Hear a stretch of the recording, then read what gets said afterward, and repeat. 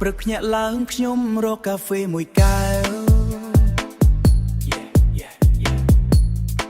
ក្លិនឆ្ងាញ់ឡើងមកធ្វើឲ្យចិត្តស្រស់ទៀត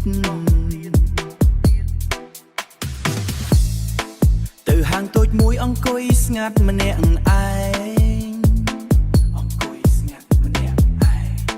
ស៊ីបមួយម៉ាត់មានអារម្មណ៍ថាសុខណាស់ថ្ងៃមួយកែវពេលខ្លះពីរកែវគិតថាតិចតួចតែអស់លុយមិនដឹងផឹកកាហ្វេរាល់ថ្ងៃអស់លុយញ៉ាំពងទាចុងខែដល់ហើយដេកទាំងធម្មតាផឹកកាហ្វេរាល់ថ្ងៃគិតថាអារម្មណ៍ល្អ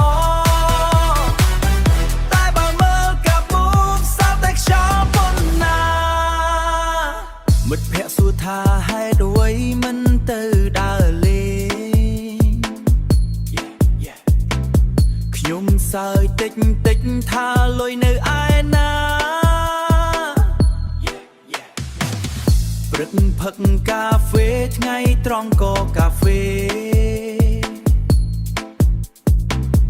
ចុងក្រោយសល់តែមីកញ្ចប់នៅផ្ទះគិតថាជីវិតឈៀលតែចុងខែត្រូវស្ងៀមផឹកកាហ្វេរាល់ថ្ងៃអស់លុយញ៉ាំពងទាចុងខែដល់ហើយដេកទាំងធម្មតាផឹកកាហ្វេរាល់ថ្ងៃអារម្មណ៍ដូចជាសេដ្ឋី